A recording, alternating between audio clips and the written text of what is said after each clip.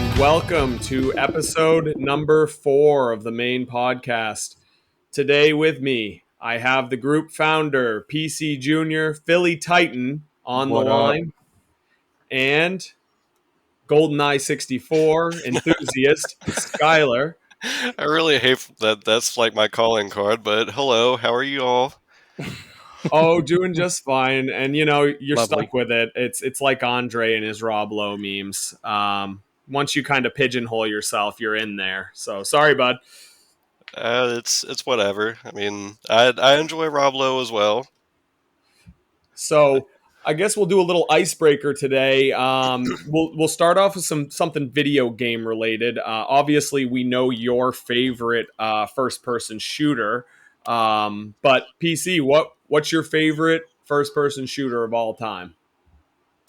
Well, first of all, you're supposed to ask everybody to say panties. I'll go ahead and do that first. Go ahead and get that out of the way. You know what? Skyler hasn't done a panty take either. Let's go ahead. Do I need to say it suggestively? What we'll do is we'll let PC kick it off because he's very excited about panties all the time. Okay. He'll say it a few times, as sexy as he possibly can muster, and then we'll pass it off to you. Okay, I'll say it one time, and it'll be as sexy as it possibly can muster. I expect you guys to do the same thing. Josh, you have not said panties yet in a sexy voice, so you need to go ahead and do that too. Are you kidding me? I thought I did. Did you? Maybe I didn't. Maybe I don't seem to remember that from the original. All right. You know what? I think that this has all been a ploy for you to just get to the point where I am saying panties to you directly, so that's fine. But yeah, you're going to have to kick us off. All right. Panties? And we only get one from you? Yep. If your shorts don't get moist from that, then you're just gonna have to replay it until it does. All right. Well, I mean, I could fix it in post and make you say it 1,000 times, but I'd like to hear it one more time just before I go. Panties? So he's been working on this. This is definitely something that is a bordering on obsession. So here we go. It's a skit. It's a skit from Lexington. Hold on. Panties. That's pretty good. Panties. Panties. Do you think the P in PC stands for panties? Panty crunchy. Ugh. All right, Skyler, your turn. Panties. That's nice. Panties. Panties. Okay, I felt a little bit of Jacob influence on that last panties. He was like whispering like panties. That was the true icebreaker. Now that I've kind of met your criteria of saying panties a bunch of times, do you have a favorite first-person shooter, or should we just jump right into GoldenEye 64? I do have a favorite. I have a favorite first-person shooter. I think the original Halo was my favorite first-person shooter. That's a pretty good choice. Like jumping around. That was the one where you could only have one weapon, right? They hadn't figured out like dual sidearms. Yeah. I mean, at one time, yeah. You could switch to one other weapon. They've had other iterations of Halo where you can dual wield. You can only have one weapon at a time. Yeah, you had a primary and a secondary, but you couldn't dual wield. Right. Yeah, the dual wield didn't come till Halo 2, I think, if I'm not mistaken. Yeah, I think you're right. That's a solid choice for a first-person shooter. I had a lot of fun playing Halo 1 because that was such a unique game when it came out, and Halo 2 was just like elevating it. So you already loved the first one, and then like there was nothing like it, and they're just like, we're gonna milk this cash cow, and they made Halo 2, and it was like at the time it was the hottest shit ever. And that was where I feel like console gaming like got a little more mainstream because all of a sudden everybody wanted to play this new hot game. Obviously that's a good segue for who brought it all on is of course GoldenEye 64 set the gold standard for like first person shooter, and of course 64 being on the Nintendo 64. Mhm. So what's the appeal of GoldenEye 64, Skyler? I feel like the appeal mostly is just it's really nostalgic because if you ask a lot of people in like the N64 community, they'll say that Perfect Dark improved upon GoldenEye in every conceivable way, which it really did. I mean, I just have fond memories of, going to my cousin's house. I had a PlayStation 1 and they had an N64, so, I couldn't play GoldenEye where I lived. And I didn't finally get an N64 of my own until like 2009. I bought an N64, an Atomic Purple controller, and a copy of Oh yeah, GoldenEye off of eBay for like $30. nice. And I was on top of the world because finally I could like take the game and like deconstruct it and like really like actually get to spend some time with it outside of like multiplayer. Yeah. But yeah, the company, of course, Rare, they made like GoldenEye, they made Perfect Dark, Donkey Kong, just like hit after hit.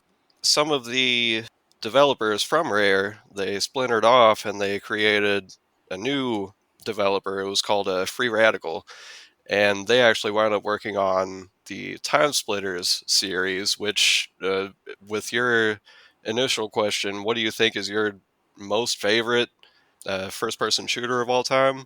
I would probably say Time Splitters 2. Really? It just it feels like a really super refined, like fluid, like GoldenEye. I mean, the the similarities are uncanny.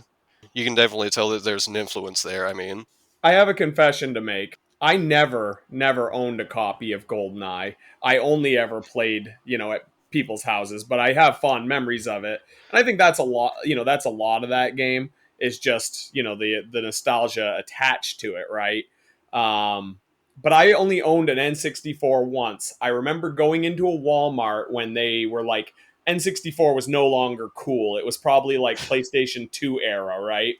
And they had leftover N64s with that pod racing game for Star Wars. yeah. And so I picked that up for like $30, brand new. And I never bought another N64 game. I only ever played the pod racer game. So N64 was never really my system. I just owned that one game. And like now I've got a gaming cabinet, and that's the only Nintendo system that I like neglected to add to my collection. So I don't know what personal I think I was always a PlayStation kid, and I had like this bias against N64, and apparently it's even carrying into my adult life. I don't know. I went, like I said, I owned a PlayStation 1 at first, or my dad did rather, and then he got a PS2 pretty close to launch, maybe that like holiday 2000 season.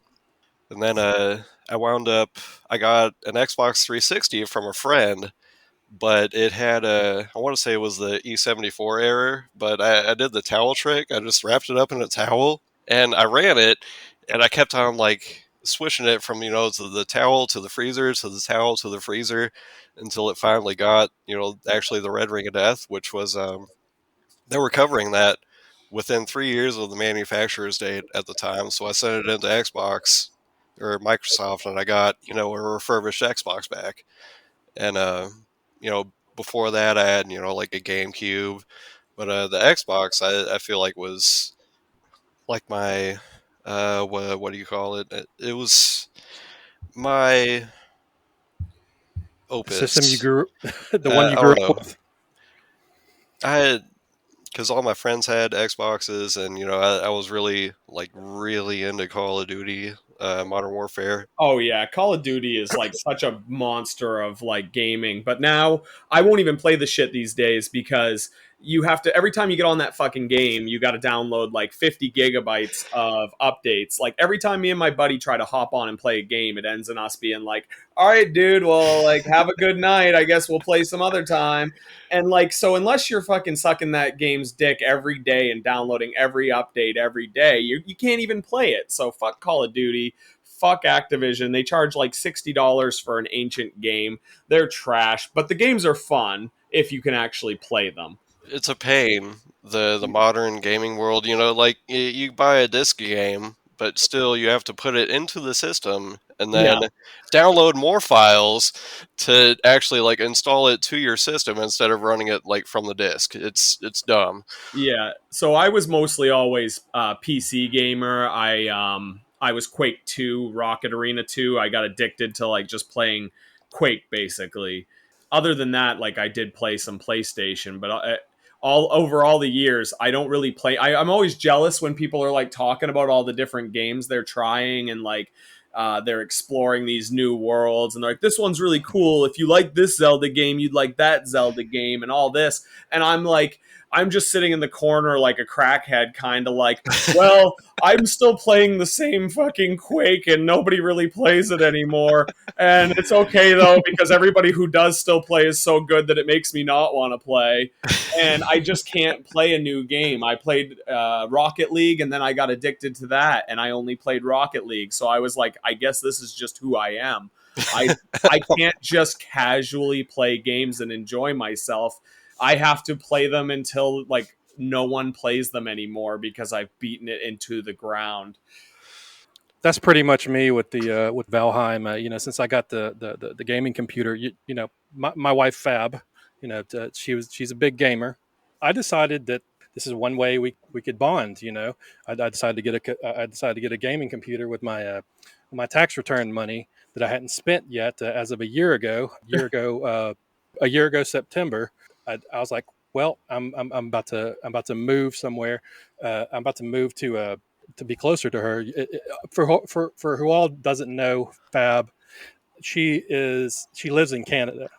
She lives in Canada, so I decided to move up there to be closer to her for just for the winter. So in Which, like, September, what a poor decision. You decided to move north in the winter. The Atlanta boy, hot Atlanta, which I know y'all hate, but decides to move north in the winter. The yeah, PC lives in Atlanta. yeah, I live in Atlanta. All right, on. So I move up there and I bought a gaming computer and it was a real good one and other than playing the original Doom until I beat it, I played pretty much nothing but Valheim and I've logged like over 500 hours of just playing Valheim. Yeah, that's how I am with games for sure. Just like absolute, like once you find one game you like, that's it. It's over. There's no other. Like when Fallout 3 came out, my roommates and I Dude. would just sit there. We would play it, and I don't even recall that era of my life very well. That was like three dudes living in a shitty apartment, drinking way too much whiskey and staying up way too late playing video games every night and like doing stupid shit. And we would start Fallout 3 when the party sort of died down. Like people would leave. We play cribbage up here in the Northeast. So we'd be playing cribbage, drinking, smoking, whatever. And then we would set aside the cribbage board when people started going home and going to bed. We had one other roommate that would go to bed, and me and this one other guy, Matt, we called him Doormat. We would start up Fallout 3 at like midnight, 1 a.m., and I would play until I got tired and like went to bed at like 4 a.m., 5 a.m. sometimes. And then I would just hand the controller over to Matt and then he would play. And I would go crash for like 4 or 5 hours, get up, make a coffee, and Matt would be out there like ghost faced, just still playing the game. And I would like, oh, hey man, you want anything? Coffee? He'd smoke a little weed with me, and then he would hand the controller over after I was caffeinated, and I would just like continue where he left off or whatever, because I don't think you could do like multi saves on the PS3. So, or maybe that was was that PS2? Skyler, it was three. It was PS3 and Xbox 360 and a PC. yeah. So that's how I play games, and that's how it sounds like PC does. What about you? Are you like that, or do you play a bunch of different games, Skyler? I just specifically about Fallout 3, like I feel like I have that kind of same level of attachment to it because I remember, okay, my dad is an electrician, right? And he used to bring home, probably illegally, he used to bring home scrap copper from his jobs, and I would strip the copper, and we would take it to the metal recycler or whatever. And I got $50 one time, This was after Fallout 3 had been out for a couple of months. So I took it straight to the nearest Blockbuster store and I bought a used copy of Fallout 3. And I spent way too much time on it on a 360. Like, I don't feel like I can get into it as well on PC because I'm always trying to use like console commands to, make my life easier. But I I spent a shitload of time on a Fallout 3, and everyone tells me that New Vegas is really good, Yeah. but I never got into it the same way that I got into 3. That's exactly how I feel. I played the shit out of 3, and then I didn't. I think I burned myself out on it, and I couldn't really enjoy New Vegas. Even 4, I took some time off, and then I tried to play 4, and I think I just played too much Fallout 3, and it's a damn fine game. But I think if you just played New Vegas and never saw 3, you'd probably love it just as much. You know what I mean? I think so. It's just your first experience, what you burn yourself out on. And so with that, obviously the focus of this podcast is meming culture, the people behind the memes. So basically, the obsessive tendencies that we're talking about with games, how you play a game to death, I think that's kind of similar to what makes a true memer versus a Johnny No memes, right? Like, we just make a stupid amount of memes. There, like, I think we talked about it before, where there's like this chemical imbalance in our brain where you're making a meme and nobody's really liking what you're doing, and you're just like you're new to meming, and normally a normal person would be like, well, fuck, nobody likes my shit, I'm not going to make any more memes, I'm just giving up. So you'll find a lot of people that are in these groups, they like have made a couple memes and now they either just lurk and make comments, or I had some Johnny No memes that made like 3 memes a year ago tell me how I should have done my Rugrats meme, and I just earlier today, and I was like, okay. But I think that same personality trait that I see in all 3 of us is why we still are memeing, right? Because maybe the game is really fucking hard and everybody that plays online is really good, but we're good at grinding, and that's what I think, that's what makes us, almost like career memers, right? At this point, we have some years collectively in Mayne Group. I mean, there is some serious years of making online memes. So, at this point, we're getting to like this meme as a career, right? I think I talked about it before. Like, I've tried little side hustles. It's like, see what sticks. So I was making stickers for a while. Obviously that's not lucrative, but it's like building this bigger picture, because obviously memes are just part of what we do. Now we're expanding into podcasts, and maybe there's a video portion that comes along later. Memes is more than just funny pictures, and that's what we're out here doing. I'm gonna talk about the platform we use right now. We're using Facebook, and unfortunately, it sucks. It's like we spend this inordinate amount of time on Facebook, and it's a decent platform if it weren't for all this shit. I think PC. I want to ask you, because I'm like the worst admin, but this all these changes that have happened lately, like, what is the difference between 1 month ago and now, where they've been like enforcing post approval and all that? It was about 6 weeks ago now. They started making us, as far as groups go, they changed the group format. Now, anybody who wants to join a group, all they have to do is click join. They don't have to go through an approval process anymore. So now, your group number, it just increases. I wish we had Jacob on here, because he knows like all the nuances about it. All you have to do now is click to join. It's kind of like a Twitter follower. If you want Yeah, to follow somebody, yeah, you just click it, and now you're following the damn group. To actually post something, you do have to go through the approval process, but it still shows that you're a member in there if you clicked join group. So group number is getting a little skewed for every large group. Oops probably has, I mean, it says they got 75,000 people in it now, but there's probably only like a few hundred people that actually meme in there, and Oh, and, yeah. and several hundred more that actually like comment and stuff. They're not really true members anymore, I guess. So Right. that's what's going on with that.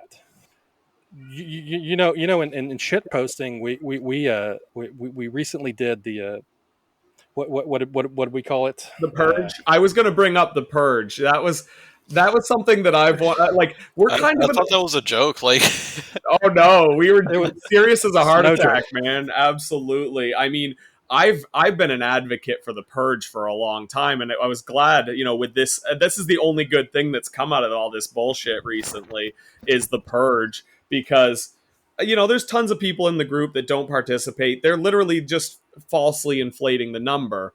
And we are kind of elitist assholes in that the shitposting group is our baby. It's like that's our safe spot where we just go to have fun with our friends. We don't want some idiot in there commenting a year after they joined with like, what even is this group? They've just been sitting there like watching like our fun. Like, there are other groups for that. That's not what our main group is for.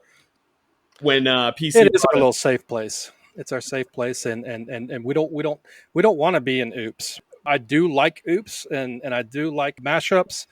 They have their place. exactly. I want us to have a place where it's just us. You know what I mean? And I've and and always and kind and, of. and, and I still want to keep the format where we can share stuff from our group so other memers can see it.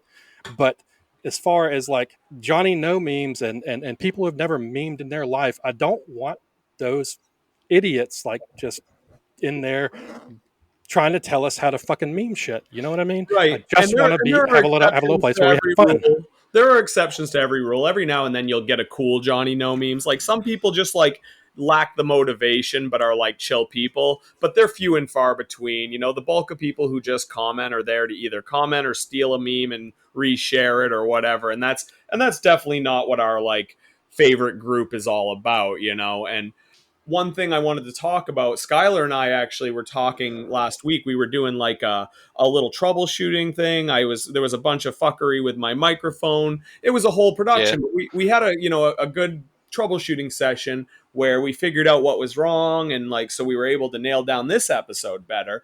One thing that we actually got chatting about towards the end, and I was like, shit, should have recorded that. Like, we were on a roll. Was we were talking about just like sort of meme culture in general, and like how it's so weird to be doing a podcast or just talking to people in the real world about what we do, right? Because a lot of what we do is so narrow, and that's why it's like I'm a little leery of how we approach this podcast, because it can be so alienating to other people trying to explain like, this is what's happening in this shit posting group, and you're not going to be able to join. Like, we'll boot your ass because we have a purge in there, and like already this, if you were just coming in now, I'm sorry, like, you're already lost. But that's the thing, is like, it is kind of interesting to me, and finding that comfort in trying to actually just talk about it. It's such a strange thing, because like, how often do you actually talk about meme culture and what you do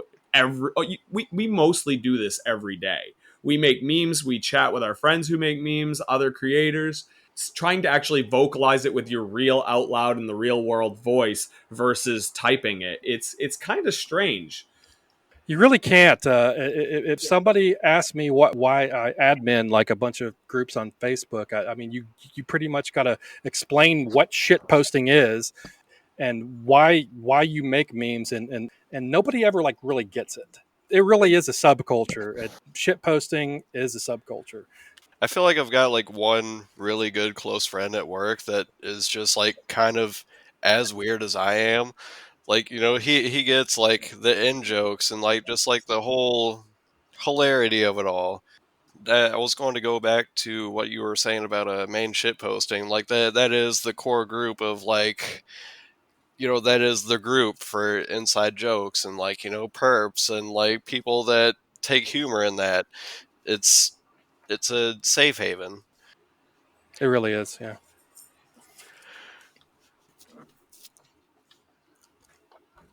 I walked away to get a beer. I was like, I think they'll go long enough for me to get a beer, and I was fucking mistaken. You should have had them pre-cracked at your desk, man. Like, Well, I just finished one, and I had my seltzer. I have like an obsession with seltzer water. It's the only reason I'm alive to this day. Because I will not drink water. I will literally just shrivel up and die. But then I discovered that I like seltzer water, and so at least now I get like 24 to 30 ounces of water a day instead of like 3. those little sips from the water fountain, Yeah. Oh, absolutely. I'm well versed in the barely alive water sips where you just sip enough water so that you don't like pass out. My mom's the same way. She like drinks coffee in the morning and then she'll have like maybe a sip or two of water through the day and then maybe like a glass of wine at night. And I'm like, how are you still alive? She's 70 plus and she drinks like enough water to keep a sparrow alive. But yeah, I mean, so we were talking, and I totally derailed going to get a beer, and I kind of lost where we were. But That's all right. so what I was talking about was like just trying to vocalize the meme world. Like we have this weird culture that we harbor in there. It's to outsiders, they might think it's strange. They might not get the jokes, but it's not for people who aren't Maine. And we have our groups where people can come in and see the crazy memes we make. Like I think that anybody can join Mashups and find some humor in there. Of course. And we'll post up links and all that so people can see what we're talking about. Obviously, I think in the early stages of the podcast, it's just going to be people who are already in one of our groups listening. But hopefully, some people come along and want to just see what the hell we're shooting the shit about here. And so we'll post up links to Mashups. And like I said, I think that's a good group. Anybody can go in there and see some funny memes and just like have a laugh and just see that there are a ton of people out there creating good content. And just trying to have a good time online. Like we're not saying we're an elitist group. We just have our little personal safe haven within that main universe. And Maineverse. I like Facebook as far as the way you share photos, the way we interact in groups. I think it's very well thought out. I think it's like a really good program or website rather. It feels like a program because it's laid out like one, like almost like your operating system. You can go to different pages and you have options from there. And I think people give it a lot of shit, but what really kills it is all of that The community standards, yeah, especially the new ones, like where they haven't gotten so lax with letting potentially controversial stuff fly by. And not even potentially controversial stuff, because the algorithm, it gets it wrong sometimes. Like the algorithm. Well, we could do a whole episode on just the algorithm. Yeah, I'll stay out of that episode. I'm like, I just know that it doesn't make any goddamn sense. Like in our weird culture and our lore and like our vernacular, a reonk. REONK. It's meme currency, right? Like what are you doing this for? Your little bits of serotonin are these reacts or reonks. It's where you click the button and you get a like, but you don't give a like because it's the blue thumb is shit. And like so there's all this stuff that like when you try to explain that to someone who isn't like in the meme universe, they're like, why the fuck do you care whether you get a blue thumb or a haha face from some random stranger? And it matters, okay? It just matters. You realize how crazy you sound saying it out loud. And it's like, I'm a pretty petty motherfucker. Like I am super petty, but I'm not that petty in real life that I would care. But like, once you get immersed in the culture, because I remember like when I go through and I look at old posts, I was throwing blue thumbs back at the start. And I've been making memes since I could use Microsoft Paint, And so I'm going back to these Same. Yeah, I'm going back to these old posts and I'll see where I left a stinking old blue thumb, and I'm like, oh, you normie trash. Like, Normies still do that. They'll give you a blue thumb and then go comment on your fucking meme and be like, ha ha ha ha ha. Why didn't you give me a fucking ha ha? yeah. And then you're like, am I being petty, or is this like, because they don't know our weird little rule system that we have, and like it is weird, but it's fun when you're involved in it and you're in on the joke. But sometimes someone comes along and they don't understand why we're like giving them shit or whatever. Yeah, I read an article about a year ago about a guy who posted a picture, or no, it was a meme that he stole. It was a meme that he stole, and he posted it, and his friend went and gave him a like on the damn thing, Mm-hmm. and he ended up shooting the guy because he thought he deserved a fucking haha. Oh, over a So stolen meme, he shot it. Over a stolen meme. Yeah. Wow, that's incredible. Now that takes that pettiness to a whole new high. Like maybe it was an accidental finger slip. He meant to give him a ha.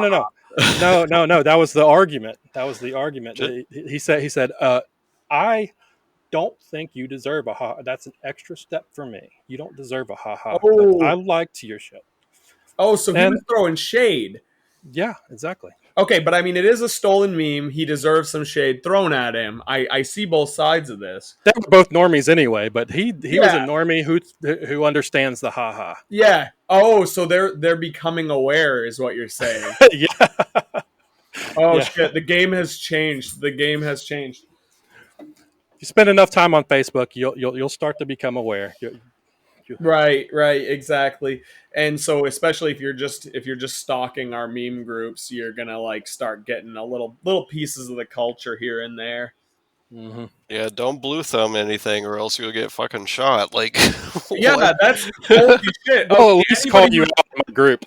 Anybody who's just tuning in, stop using the like button.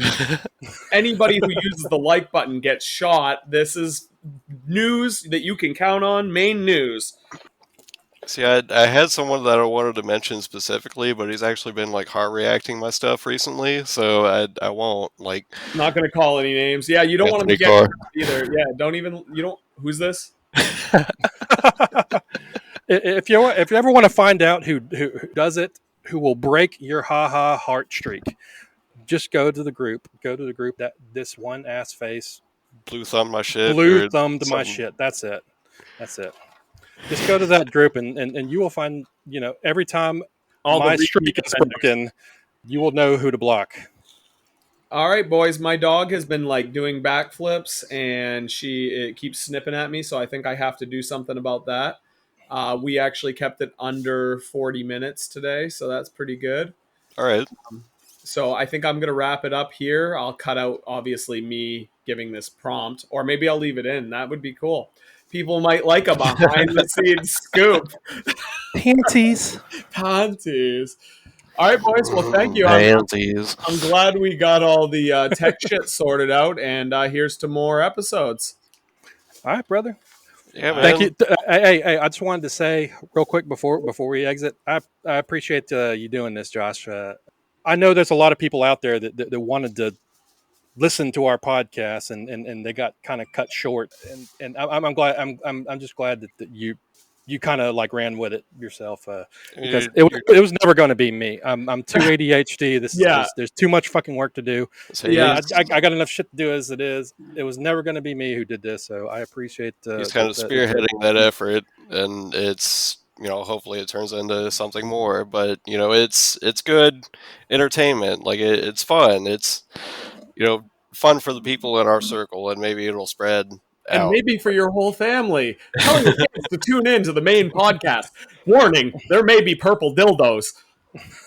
Rated E for everyone. Maybe NC 13.